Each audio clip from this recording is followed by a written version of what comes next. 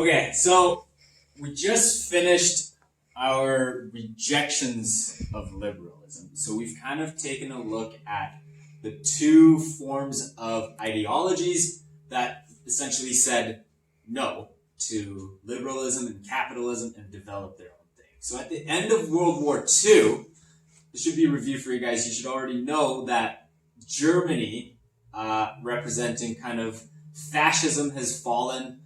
We have the United States, we have most of Western Europe, and Russia, who is representing communism. They have kind of come out victorious at this point. And this is the period where we're going to talk about as the Cold War. This is where really we're doing a case study of liberalism and communism kind of doing a head-to-head. What happens when the two ideologies kind of come together and kind of decide to figure out who is the better ideology. So we can start kind of with this larger timeline. Hopefully this will give you guys a good kind of a bird's eye view of what we're going to be talking about probably for the rest of the year. I don't think we can get through much more than Cold War, right?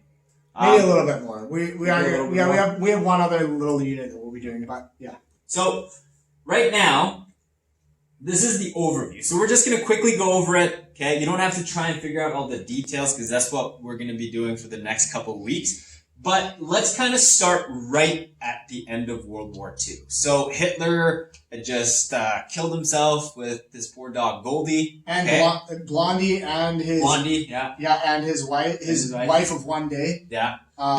Eva Braun. Yeah, so at this point, the fascist Germans have called it. They've surrendered, okay? But Japan is still fighting on the kind of the Asian Pacific front. Hopelessly.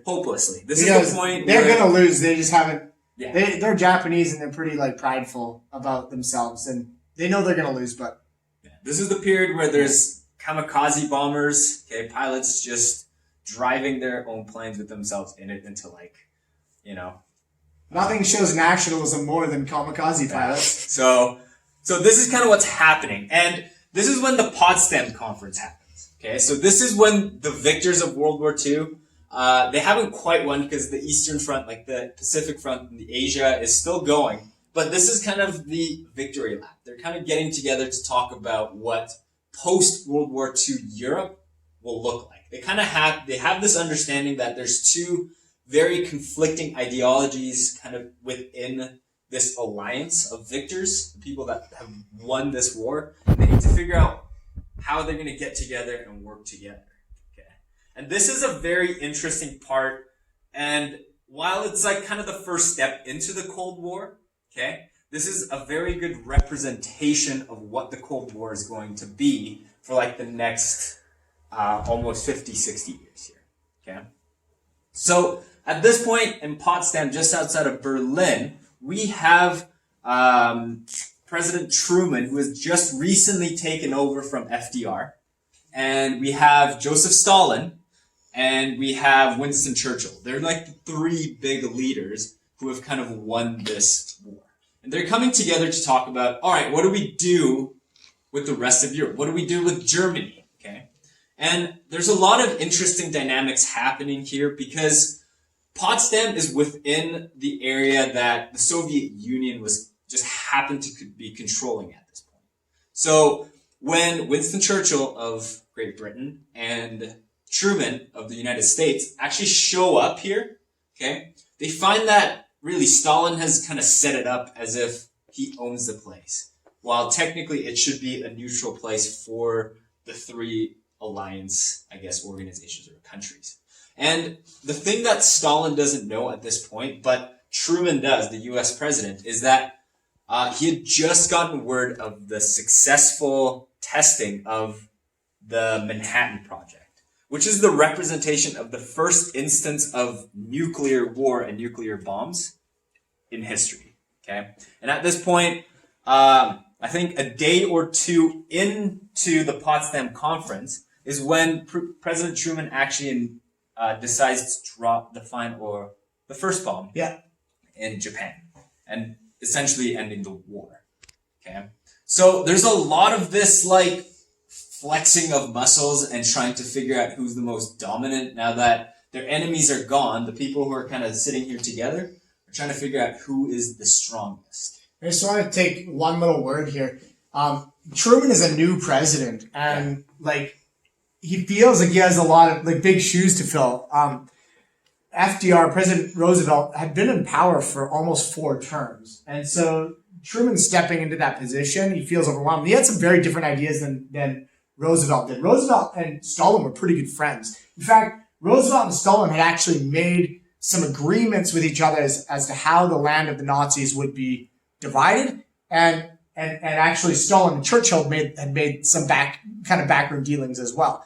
And Truman comes in with this attitude that we're America, you're dirty communists, and you're not going to push us around. And what was really funny about this first conference was that as they're meeting together and deciding how the land is going to be distributed, what is post-war Europe going to look like, Stalin is not backing down. He's saying, well, any land that we conquered is our land.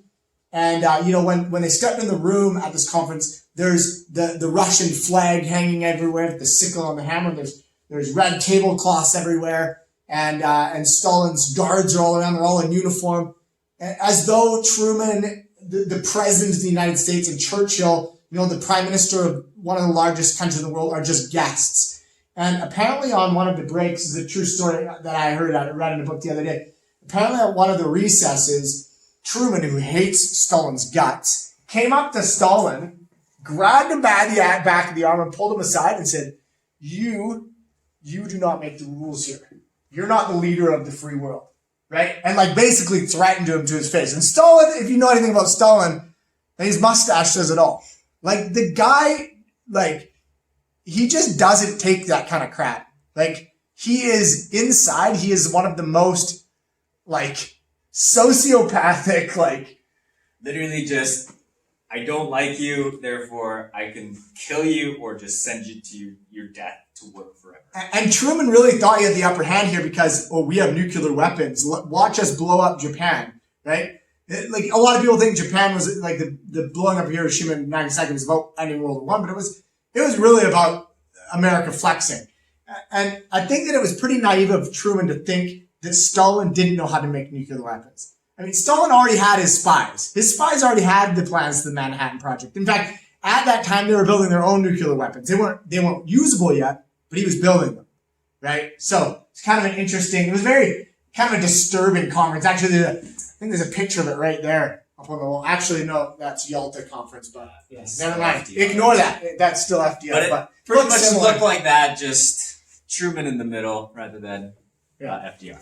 So that's all going down in 1945. So this is, like I said, this is a very good little mini representation of what's to come in the Cold War era, where it's the two organizations, Russians and the U.S., kind of going back and forth in this weird, paranoid, uncertain time of just people flexing and trying to figure out who the most dominant country or ideology is. Is this liberalism that's going to take over, or is it communism that's going to take over?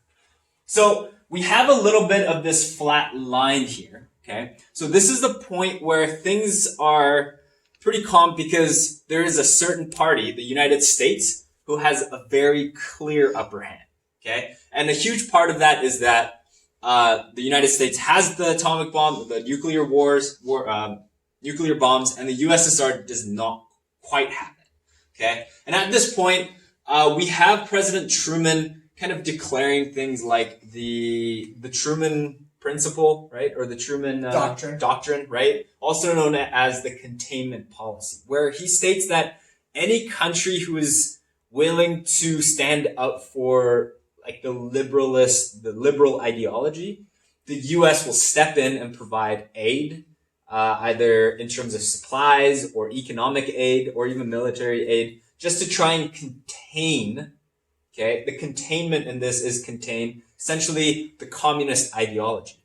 Okay, and we also have the Marshall Plan, which is literally enactment of the containment policy. So we have Russia in 1949 who decides, actually, if you come here, let's talk about Berlin real quick. So we actually need to really quickly talk about what happened to Germany as kind of who controls the landmass in and of itself right after World War II. So because that was kind of the representation of kind of the oppositional force in World War II, this kind of the four victorious major countries decided, all right, let's split this apart. And so we have this orange part where we're going to see the laser circle it a few times there. Okay. That is called West Germany. And we have it pieced off by United States. We have Great Britain and France. We have like a tiny little sliver down here that's France. Eventually it comes all together to become West Germany. And it's kind of representing the liberal ideologies of kind of Western Europe and the United States. And then the green part is essentially the Soviet Union or the Russian-controlled part of Germany. So this is representing Soviet Union and its communist ideologies. And if you actually take a look right in that little green, Soviet-controlled sea of green, we see a little bit of orange. And what we're seeing there is West Berlin. Okay. Now, Berlin was kind of the capital of Germany. And the reason that they decided to take this small little piece of this city, essentially, in a sea of Russian-controlled communist sea here, they decided so because this was a major strong point that the Allied powers kind of had to work really closely together to kind of overcome and take over. So they believed that this would be a good, spot to have another division of West or Orange representing liberalism, and then the East Germany, who is in full control of the Soviet Union. And so here's the thing. Truman, I think it would have been easier for Truman to just give all of Berlin to Russia. That would have been the easiest thing. And that's what Stalin wanted. But when Stalin started claiming all the land that he controlled or he conquered from the Nazis, when he started saying, well, that's ours, Truman dug his heels in and said, fine, well, we helped take Berlin, so then we get our half of Berlin. And I think that Truman kept being like, or I think Stalin kept being like, that doesn't make any sense. Why wouldn't we just have all of Berlin? It's in the middle of our territory. And Churchill's perspective was, I'm not going to give you anything. Right? Did I say Churchill? I said Truman. Truman's perspective is, I'm not going to give you anything. Right? If you're going to say that land's here, I'm going to dig my heels in. And anything that we conquered is going to become ours. Right? So he fought, that part of his containment policy. I will not give you 1 inch of land that should rightfully belong to liberalism. Not 1 inch. A lot of the Cold War conflicts, it's a very good representation of how history can be formed by often very petty decisions of individual people. And we're going to see that over and over again in the Cold War era. Okay. So at this point, we have this weird sea of liberalism ideology floating in this communist,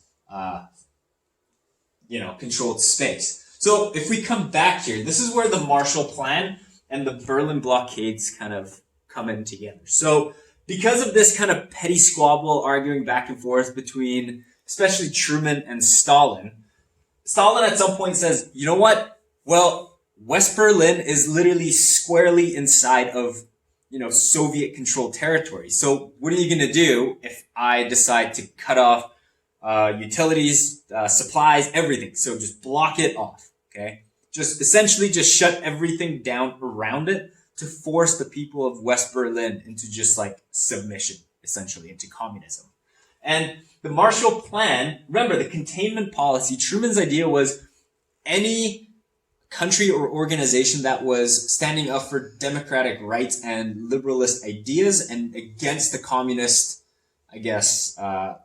ideologies, he said that he would help in every way possible. So this is when the Marshall Plan comes into play, and Truman orders airplanes to just fly over Berlin to just drop off supplies. And the interesting part about it is because this was a weird space where they kind of had already agreed in the Potsdam Conference that really each country, because they're not warring factions or anything like that, so both countries can decide to kind of fly over each other's airspace and it's not a problem. So for I think 11 months, Stalin kind of dug his heels saying, I'm going to cut off everything to West Berlin to try and, just like smother liberalism out of that region. And the Marshall Plan for 11 months was dropping just boxes and boxes of supplies and food and everything that the population of West Berlin would need to try and essentially contain the spread of communism into West Berlin. And you can see how we now are making, this line represents escalation in the Cold War, but now you can start to see the Cold War begins to escalate because we start to see conflict over this idea of Berlin. And eventually, Stalin will give in. He's like, I can't keep blockading this. And he opens up the utilities and the roadways back into Berlin.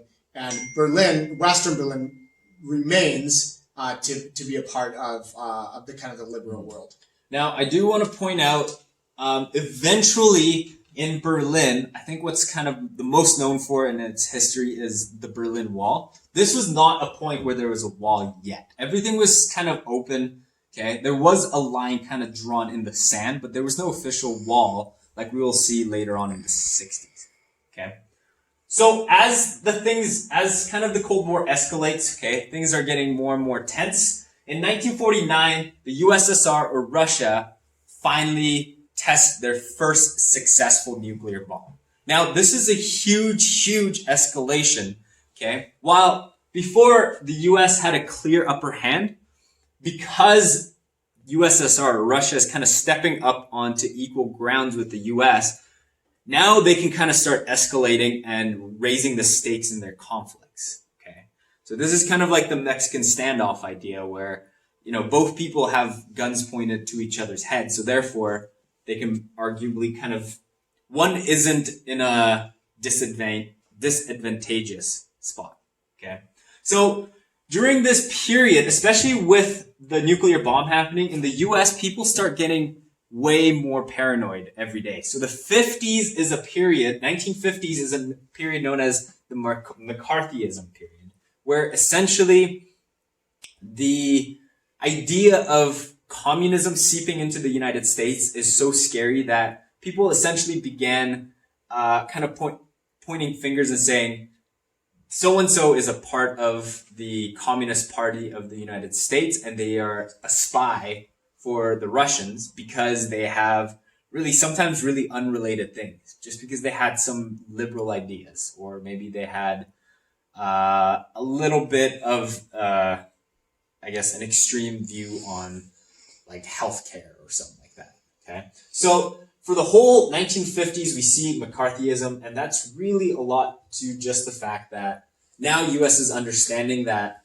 yes, they were the ones kind of holding this giant bomb that they can drop on anybody, but now they could also be now a target of the giant bomb that could be dropped on them at any time. Okay? And this is also a time where we see a lot of proxy war. We say that this was the Cold War because there were no real fighting that happened, or fights, okay? As opposed to a World War II, I guess it might refer to as like a hot war because there was a lot of conflict, a lot of fighting. But they call it the Cold War because the United States and the Russians never really crossed swords and like fought each other directly, but they had a lot of proxy wars, meaning they kind of, like how chess players won't actually fist fight each other, but they have pieces on the board that they kind of play games with to try and get an upper hand against the other. They had a number of proxy wars to kind of try and push their ideological agendas forward. So the Korean War was kind of the first one that took off in this whole time period, and that started in the 1950, kind of in this whole era where the USSR nuclear bomb is happening and McCarthyism is starting. But essentially, Mao Zedong, okay, the head of the Chinese Communist Party, kind of rises to power in China and kind of gives license to North Korea to kind of become more aggressive towards kind of the southern Korea. At this point, it was kind of mostly a one large country, but really there was still a bit of a separation, and North Korea begins showing a lot of aggression, okay, in the name of communism, both backed by China, who is now communist, as well as the Soviet Union. And this is when the United States actually decides to step in and get involved in the Korean War. And we're not going to get too far into it, but really this kind of gives a lot of license. It's somewhat successful. It gives a lot of license to the United States to kind of jump into the next proxy war. Well, I guess not the directly next, but one of the next proxy wars in the Vietnam War. And they kind of use the success or the idealized results of the Korean War to just be like, well, Asian countries, kind of tropical climates, sort of, let's just jump in. They'll look the same. They'll all look the same. Yeah. So, the peninsula almost kind of looks very similar, and also, so I can kind of. And people got really behind the Korean War, and so then it was really easy for people to get behind the Vietnam War too, even though in many ways they were very different. And then another huge, and really pretty important kind of proxy war. It was a lot shorter than Korean War and the Vietnam War, but the Bay of Pigs was a conflict involving Cuba. Okay, so if you kind of can picture the map, or I guess you can kind of see the map of North America there, really from the southern tip of Florida, okay, Cuba is like less than 500 miles away from the southern tip of Florida. Okay, that is not a long distance, and so far, really, the United States and the Russians, the one comforting factor that they had in this Cold War was that they had physical distance away from each other. And all of a sudden, Che Guevara and Fidel Castro, two revolutionaries, just independently decide to overtake a whole island nation and just become communists. Okay? It wasn't like they rose to power with the help of the Soviet Union, but they were just like, you know what? We want a new system. We just happen to choose communism. And Soviet Union is thinking, well, this is an awesome. They're like, what an opportunity. Yeah, we just had communism just 500 miles away, just land into and so our lap. they're communists, and what can we do? Yeah. Well, we could put missiles there. So let's start putting missiles on this island so it's super close to the United States. You can imagine how afraid Americans would be. And lots of Cuban people didn't like Fidel Castro or Che Guevara, and so they fled. They actually came to the United States as refugees. And then JFK, the president at the time, right? He's like, why don't we get these exiled Cubans? We'll train them, we'll give them guns, and we'll go and have them invade the island and take over the communists there. And it's like this huge failed mission. I can go into some details of it. It's hilarious what went on. Also, this is the time period where at the start of, I don't know, maybe Scarface, if you guys know. This is kind of where that movie kind of starts, right? All these Cuban people just float across to Florida in rafts. It's because of the Cuban Revolution. Okay, so I don't know if anybody's. And we won't go into the rest of them. But these are just other proxy wars, all going on between 1948 and kind of the mid 1970s. You see, and there are many. I could make a whole list of proxy wars, but America and the Soviet Union aren't directly fighting. They're always indirectly fighting, because if they were to take actual blows at each other, it would lead to a nuclear war. And so instead of getting in a full nuclear war, the thought was, why don't we just fight each other with other people? Mm-hmm. So at this point, you can almost think of it as the game of Risk.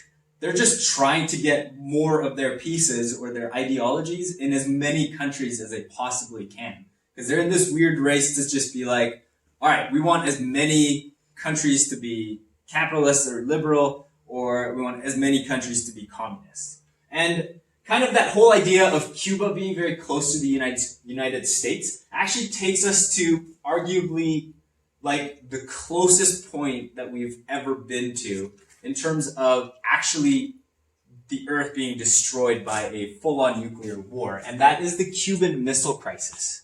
Okay? I'm writing the word brinksmanship, because brinksmanship means we're on the verge of war. In fact, there's DEFCON 1 through 3 in the US. DEFCON 3 is we're in nuclear war. No, it's I think 4-1, and 1 is nuclear war. Right. And yeah, we got to 2 DEFCON 2 during Cuban Missile Crisis. So what essentially happened was, because Cuba all of a sudden they just kind of popped out as this communist nation, Russia just started shipping nuclear warheads to Cuba. So they can kind of have a geographic location, because launching a missile from Russia to the United States might take a while. And they could detect it. And in fact, the only way to do it is to actually launch it from Russia over the top of Canada. Yeah. And so Canada and the US actually had a relationship called NORAD. We had a set of radar systems. They're actually still there. Radar systems all along our northern border that would see any missile coming. We could shoot it out of the air, right? Or if we saw it, we could shoot all our missiles at them. So for them to just have missiles in Cuba was like, holy crap. It was a big deal. Well, this is pretty scary. People could have literally floated a nuclear missile on a raft to Florida, and the government would have had a hard time detecting it. It was that close at that point. So this was a point where things got so heated. The USA essentially just started threatening, kind of escalating the conflict. But Russia was saying, no, that's not fair. You have your nuclear warheads in Western Europe, like in places like Italy and Turkey. So Russia is saying, no, you also have these nuclear warheads so close to our country. Why can't we have nuclear warheads close to your country? And the US is like, because we're the US. Yeah. Duh. And during this crisis, actually, it got to a point where there was a USSR submarine just off the coast of the United States, kind of watching all this, I guess, just part of this whole conflict. And a US ship kind of accidentally dropped not like a massive bomb. It was actually intentional. So the US had actually built like a blockade of American ships all around Cuba to stop the movement of missiles into Cuba. And Nikita Khrushchev, the president of Russia, and JFK came to an agreement and said, let's agree to disagree on this, because if we both push the button, we both die, right? In fact, this was known as mutually assured destruction. We understand that both of us have the biggest weapons in the world, but we're never actually going to blow them up, because the reality is if we blow them up, we all die and nobody wins. And so both of them are like, okay, let's calm down. We don't have to kill each other. They both backed down from this Cuban Missile Crisis. Nikita Khrushchev, sent all his ships home. One of the ship's admirals that was on a submarine didn't get the memo. And so he's out just chilling in the water in the submarine, right? Waiting for orders. And this is a ship that has nuclear arms on it. They have the button to push and launch a nuclear strike. And this U.S. ship notices this submarine still on the radar and goes up and kind of floats above it and is like, piss off. And they weren't listening, so they actually took a grenade and threw it in the water to like explode. It's not going to hurt a submarine, it's just a grenade. But like, piss off, go away. Yeah. And the men in the submarine are like, we're under attack. They literally believe that like little bit of explosion, because when you're in a submarine like under the ocean, you don't have a lot of communication with the outside world, and they believe that the small explosion was literally the start of World War III. They're like, should we push the button? And then should we not push the button? There were 3 people in that ship that needed to come to an agreement about pressing the button. 2 said, yes, this is World War III, let's make things happen. Because they're like, we freaking love communism. We're like, we're Russians, let's get this going. And then the third guy was like, wait, like, you understand, like, everyone is going to die. All your family, everybody dies. So he disagreed, so they held off, and then they came back to surface, and then found out that the crisis. All of their friends had gone home. Yeah. They're like, oh wow, we're idiots. So we had a point in history where, again, we're talking about that idea of few important people in history making sometimes not the smartest decisions. In this case, one dude made a very smart decision that prevented essentially, like really at this point, the whole east coast of the United States could have been destroyed, and that would have been best case scenario from that. And really, it was more like the world was going to end if that one submarine had launched a nuclear warhead.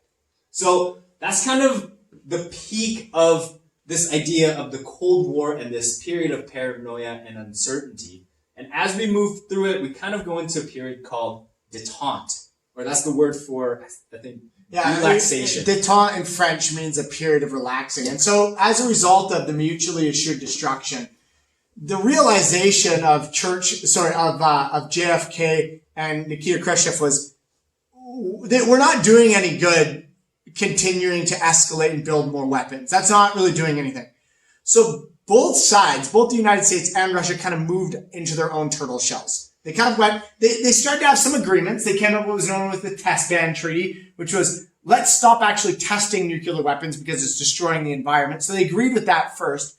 Then the U.S. started like demilitarizing, lowering the size of the amount of weapons in their arsenal. Nikita Khrushchev went home and decided, I'm going to focus on building my own empire, my own country. And this is when Nikita Khrushchev built the Berlin Wall, the famous Berlin Wall. He said, oh, fine, if we're not going to fight the Americans, then we're definitely going to keep all of, our people within our country. And it's kind of a funny story how that went.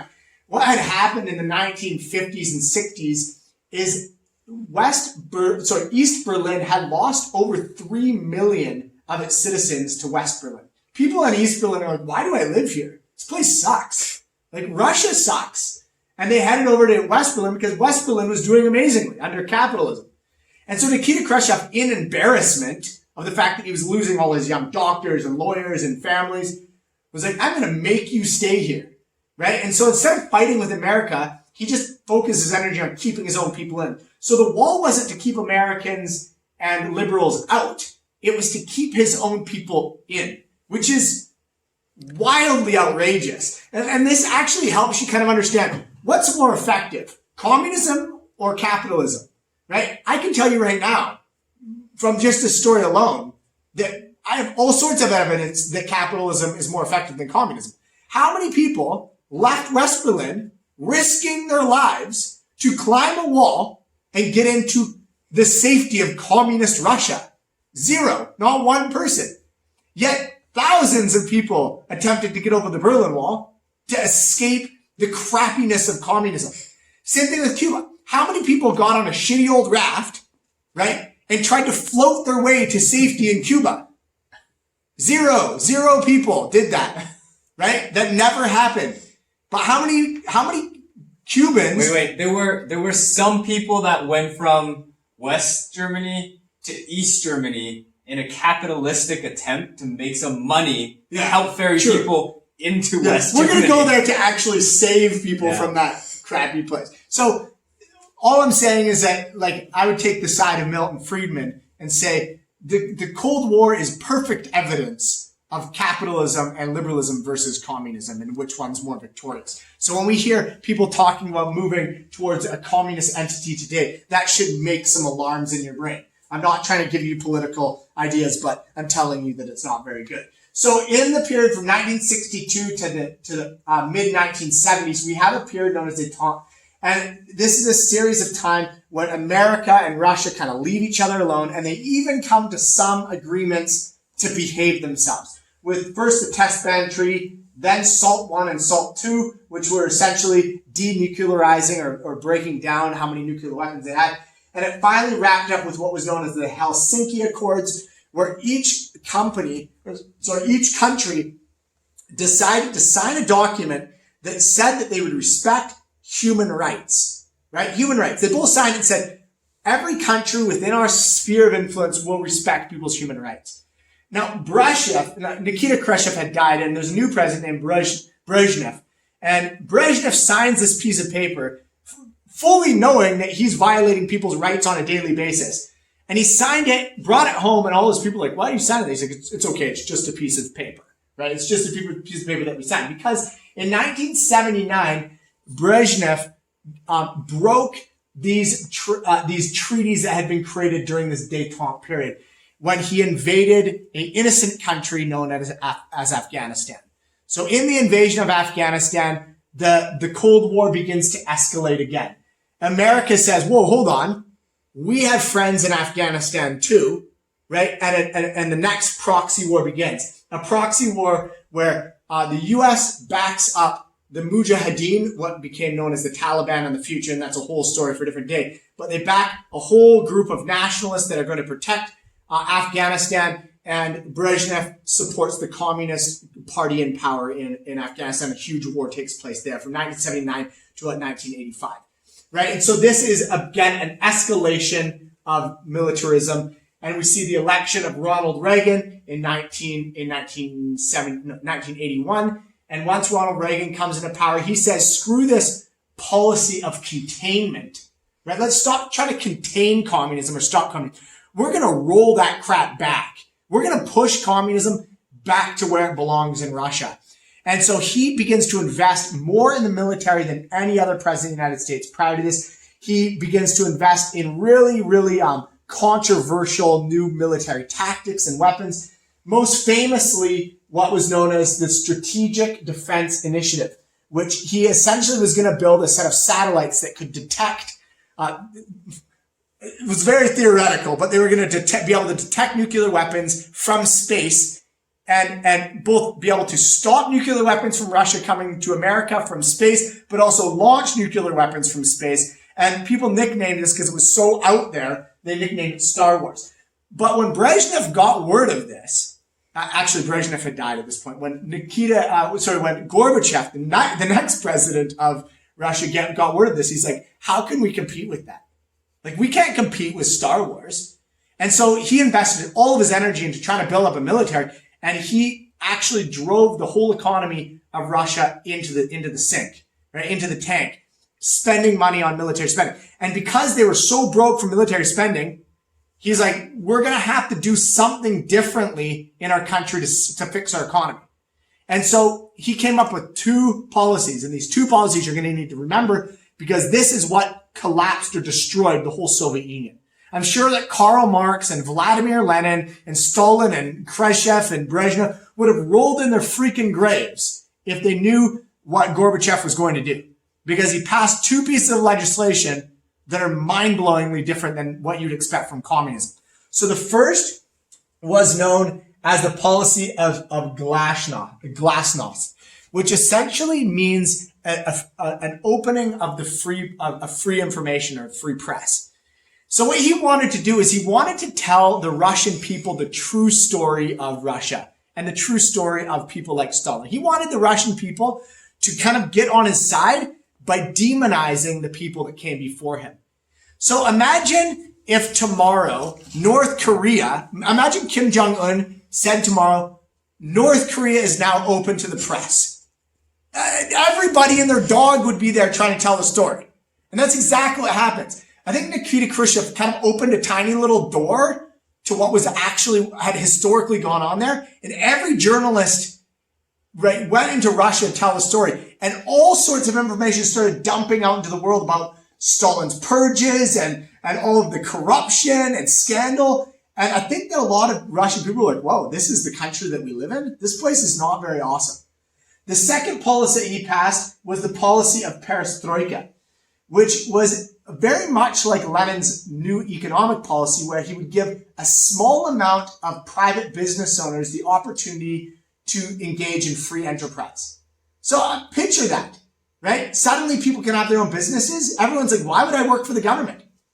And everybody started just pouring into the private sector, trying to start their own businesses. And suddenly Gorbachev, who's supposed to be this communist, is like, it kind of looks like we have a capitalist country now. We have free press, no more censorship, and a free open economic system.